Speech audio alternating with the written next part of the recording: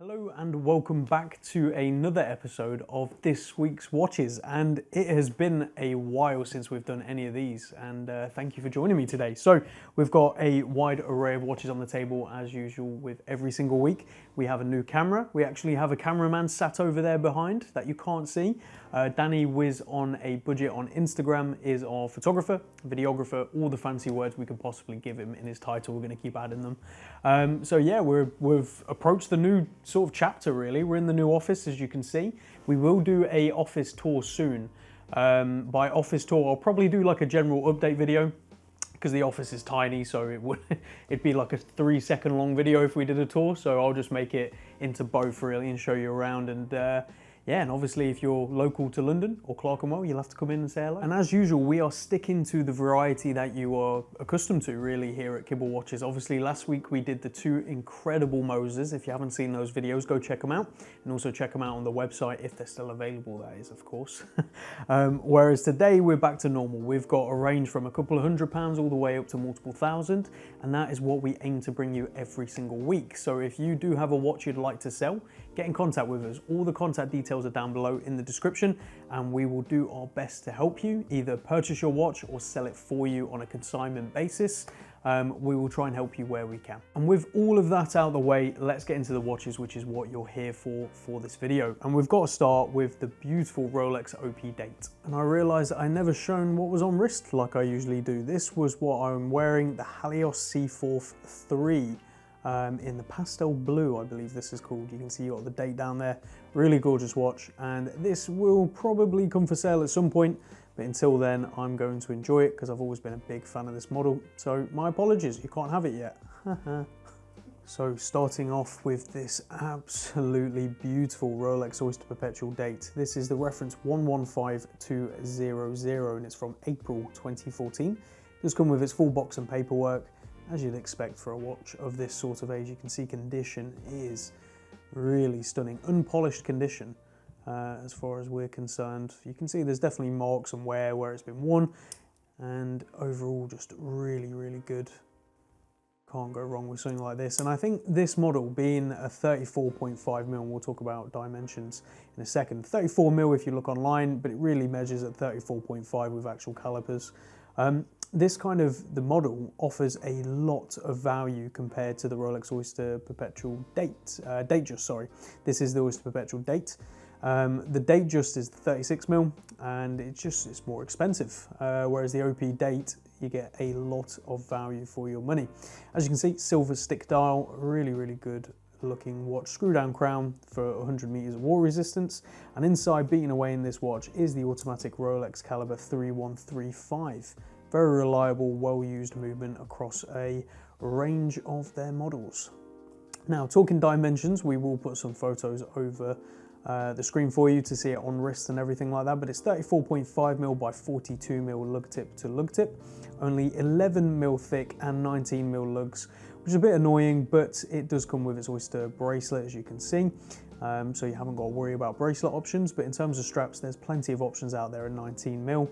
You'll be able to find them, but a really gorgeous watch, especially for the money, and you're saving yourself a fair bit of money comparative to a Datejust. So go check it out. From there, let's go to the Ming that we have on the table. Now onto this really gorgeous Ming Extra Flat, as it's known. This is the reference 27.01.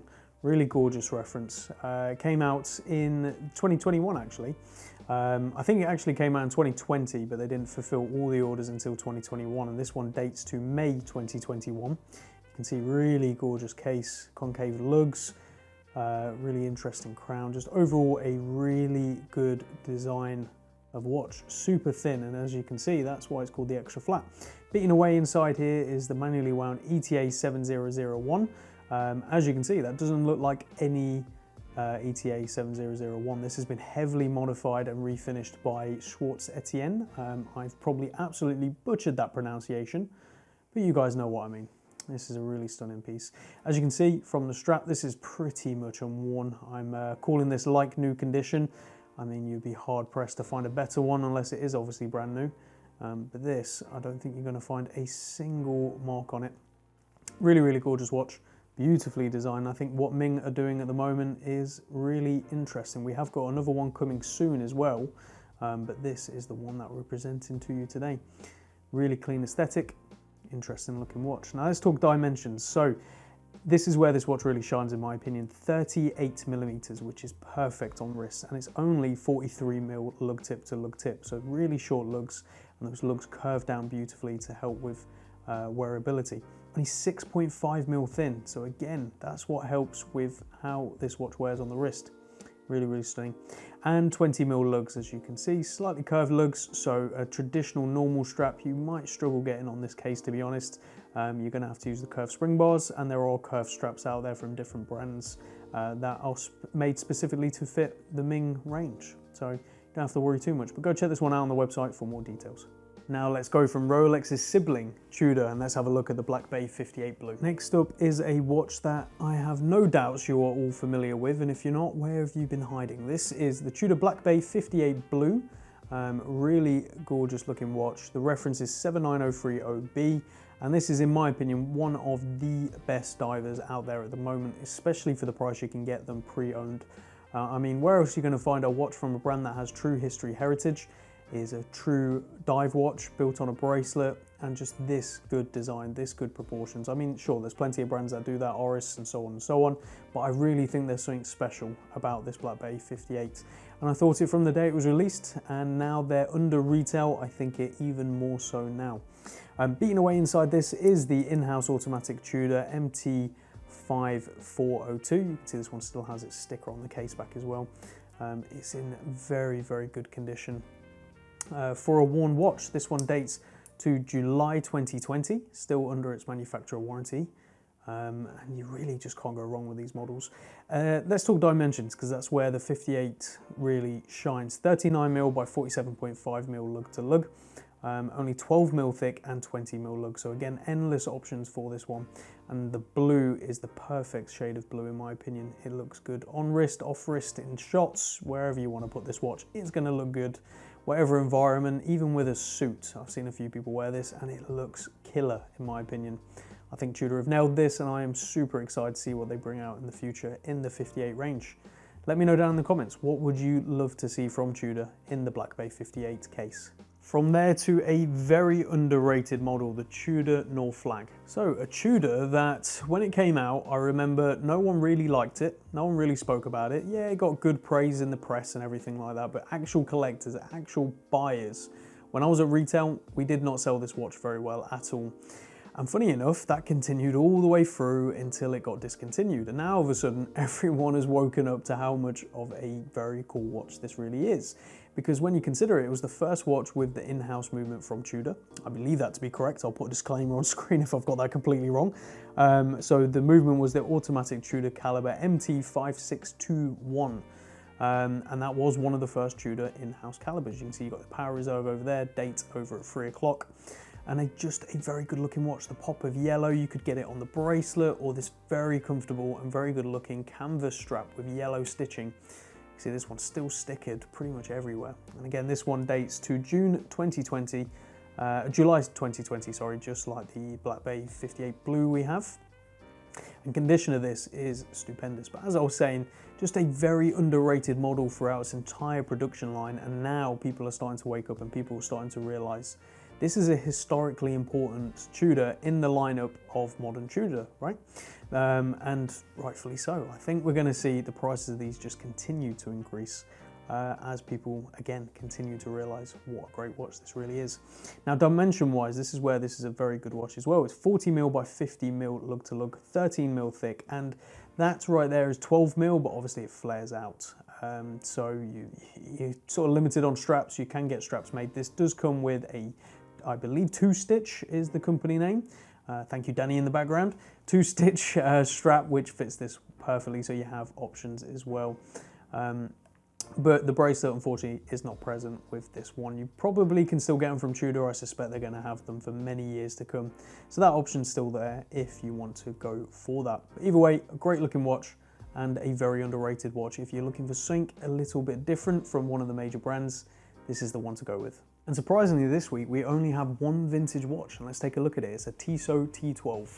So the only vintage watch on the table, and it is a stunner. Look at this. This is like unapologetically 1970s, and it's got all the charm that you'd expect out of that era. This UFO round case, absolutely crazy, with this bracelet that just tapers straight off the case. It's so unforgiving in its design, and rightfully so. I think it just looks awesome. And the fact it's a Tiso, I think, is really cool as well, because this kind of shape, obviously, a lot of people will think of the Omega Dynamic, even though it's a slightly different shape, but that's what they'll come to mind for most people, whereas this T12 chrono is very, very special, very important. And one thing to note as well, that crystal is actual glass. So to replace these, it is very, very difficult. So don't smash it up against anything, please, if you do buy this. But there you go. Now, beating away inside this T12, actually, let's go the reference first. Slow down, James. Okay. The reference is the 40501, and inside, as I said, it's the manually wound caliber T12. Now, that T12 is based on a Lamania movement, which is the same movement that was used as the base caliber for the Omega 861. Now, for you Speedmaster nerds out there, you'll know that that is one awesome movement, and to have basically the core Lamania base in this as well makes this somewhat special. A really gorgeous watch, circa 1970, based on the serial number. I mean, there isn't a huge amount to say other than you're getting something super funky, super 70s, pop of colour, all original, and something that is a real conversation starter. If you're looking to go to a red bar and have something that probably no one else in the room has or has mostly seen, this is kind of the watch for you. Now, it's 44mm by 44mm, obviously it's perfectly round, 14.5mm thick, and 22mm lugs in terms of where that comes off, and it tapers down towards the clasp. And talking about the clasp, this is an original Tiso clasp, and for you vintage guys and girls out there, you'll know what that stands for, the GF. That is Gay Frez.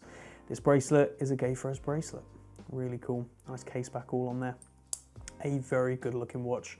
And especially for the price, I just think when you consider what you're getting mechanically as well as visually, there's no reason not to love this watch. So go check it out. Now to a really gorgeous Bauhaus design with the Nomos. Now onto something that is for the gentleman or the lady who prefers a bigger watch. Now on face value, reading 41.5mm, it doesn't sound that big, but one thing to keep in mind with Nomos is they have very long lugs that don't really slope down an awful lot. So lug to lug length, which we'll get onto in a little bit, is quite long, so do keep that in mind. But anyway, so this is the Nomos Club Datum Dunkel.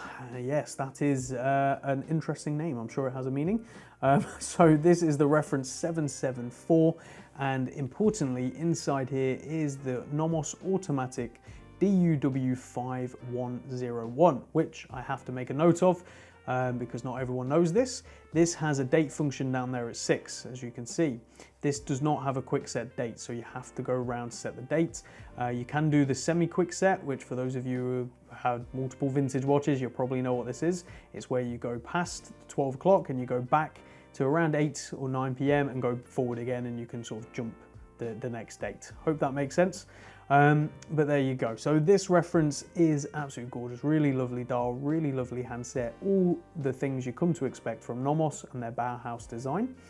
Dates from March 2016, does come on its original Nomos strap with a Nomos buckle. And yeah, as I said, just a really good looking watch, but do keep in mind, if you have a smaller wrist and if you don't like big watches, this probably isn't going to be the one for you.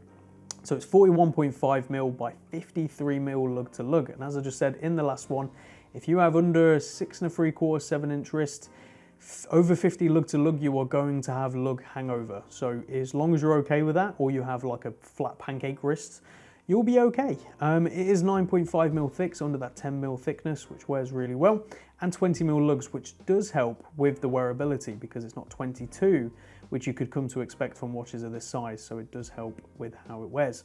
But go check this one out on the website for more details, and come to our office in Clerkenwell if you want to try it on to be sure before you purchase it. If you're looking for wacky and funky colours, we've got that here with the Zodiac. As I said at the intro, if you like colour, this is the watch for you. Look at that just pops. It's like minty green with like this awesome dark blue. I love it. This is really cool. So this is the Zodiac Super Seawolf Hodinkee Limited Edition. And as you can see, someone has just kept this away in a drawer somewhere. So all the rest of you couldn't have it, but now you can. So if you missed out on it brand new, here's your opportunity to get it brand new. right now at kibblewatches.co.uk. So the reference of this one is the ZO9402, and beating away inside this is the automatic ETA 2893-2, which is a GMT movement. As you can see, you've got the GMT hand also in that really funky mint green colour. You've got a date over there of 3. Screw down crown as well to help with the water resistancy, and this one dates from December 2019. And it does come with its full box paperwork, and as you can see, condition-wise, it is mint. It's brand new, so mint like the colour. There you go, look at that. Lyrical genius over here. Now, let's talk about dimensions. You have got a 40mm case by 48mm lug to lug, 13.5mm thick, and 20mm lugs. And as I always used to say, and I will continue saying forever, it's under that 50mm lug to lug, which is perfect, in my opinion, for anyone with less than a 6 3/4 or 7-inch wrist. Anything sort of bigger than 50mm, in my opinion, you're getting on the territory where you are going to have some lug overhang, so keep that in mind. Under 50mm, I think you're going to be perfectly fine, and this is one of them. So go check this out if you're looking for a pop of colour in your collection, but also something still super practical, super functional with the GMT. There's not really going to be much that beats this. Now to something that is a very good value proposition, the Breitling Colt Ocean. Now on to the Breitling. This is super cool. Let's take that bezel cap off. Yes, I had never seen one of these before this watch. I knew they obviously existed, but I've never seen one. So nice to see. This comes with absolutely everything, including this. So when people say full set, this is what a full set looks like. Now this is the Breitling Colt Ocean, reference A17350, and this is the automatic model. Now, what's beating away inside here is an ETA 2824-2, which means it is a very good movement, very easy to have service. You don't have to go back to Breitling. There's plenty of options there. Now, as you can see, this has got a service sticker on it from when it last went off to service, and it is in beautiful condition. It has not been worn since it's been serviced, and you can see that by the case. I mean, I think you're going to be hard pressed to find a better condition one again, unless it's brand new. This is its original leather strap, which is actually very wearable, but it is, you know, looking a bit tatty and old, so there is a spare strap in the box. Unfortunately, it's not one that will fit with the original Breitling buckle. They can be found, so there's no problem there. It's just we're throwing in an extra strap, just as because we're good guys, aren't we? That's what it is. So, yeah, really good looking watch. This is 38mm. Oh, sorry, before I say, it is from September 1999 with its full box paperwork, full set, swing tag, everything you can possibly imagine. It's in there. There's like a million booklets. I mean, what more do you want? Anyway, 38mm by 43mm lug to lug. Very short on the lug to lug length, which means it's perfect for him or for her, or for whatever you identify as. You can wear this watch, it's all good. 12mm thick and 18mm lug. So again, endless strap options beyond these. So go check it out on the website. Now we're nearing the end, but we have got this awesome Seiko turtle, which I have had so many times, and let's take a closer look. Now onto a watch I've owned personally multiple times. We've had in the shop multiple times. I just really like it. This is the Seiko Ninja Turtle, as it's often referred to, because of the all black case. You've got the grey on there, the faux patina.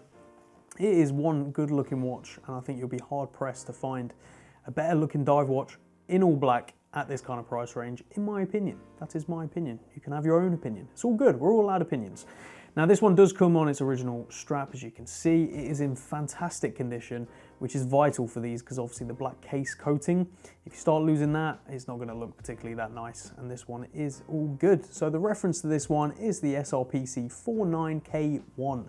There is a Japanese domestic model version of this, which goes for a lot more than this one. This isn't that version. This is the Malaysian K1 version. Inside is the automatic Seiko 4R36. Now, for those of you Seiko boffins out there, you know that is a very good movement. You can't really go wrong with it. Manually wound, hacking, quick set, all the bells and whistles you expect for a watch at this sort of price range, or at least now so because of Seiko, in my opinion. It is 45mm, which sounds ridiculous, but Seiko really know how to make a watch fit a wrist. Their wrist ergonomics are incredible. So 45mm by 48mm lug to lug. And as I say a million times, it's under that 50mm sweet point. So you will be very surprised, even with a smaller wrist, that this wears super well. 13mm thick and 22mm lugs. As I said, paired right now on its all black strap. There are some companies out there that do black aftermarket bracelets. They look fantastic on it. So if you want an all black stealth look, this can be the watch for you. It is from 2017 with its box and papers. The paperwork is unsigned with date, so we don't know exactly when from, but it is from 2017 production based on the serial numbers. So go pick this watch up today. And last but certainly not least, another all black watch with the CWC. So if you're into your vintage watches, you will know exactly who CWC are. And if you're into vintage watches but want modern reliability and a super modern look, this is the watch for you. Being all black coated, just like the Seiko we just looked at, this is one good looking watch that really stands out from the crowd. Obviously you've got that vintage military look based on the dial. You can see you've got L on the dial for luminova as opposed to tritium, which it used to be a T in a circle. And this is quartz, so this is an ETA quartz inside, but we're getting ahead of ourselves as usual. So this reference to this one is SF300, and inside is the quartz ETA 955.122. This one's from December 2020 with its full box and paperwork. They are stamped on the back, or signed on the back I should say, they're not stamped, in the same way that the old military watches are with the broad arrow. Really great to see that they've been done like this. Now size wise with this one, it is 41.5mm by 47mm lug to lug. Again, really good proportions, 12mm thick and 20mm lug width right there. So endless options. This is its original CWC Blacknato with black accessories, as you can see, but endless options in terms of straps and what looks good on this. And for the price, I think you'll be hard pressed to find a better deal really on something this reliable, this good looking, with the vintage aesthetics and with true history and heritage as well. So go check it out on the website. So there you have it, guys and girls. That is this week's drop, a wide variety as always. As I said, if you do have a watch you want to sell, get in contact. We will do an update video soon just on how this move went and just give a general update on things, almost like a vlog style. I think it'll be pretty fun.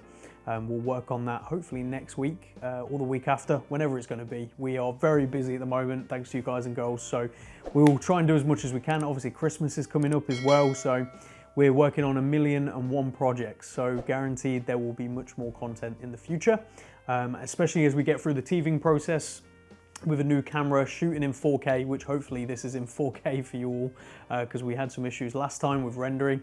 But we're getting there, the joys of working out the new equipment. But yeah, thank you all very much for watching. We'll see you all in the next one. Take care.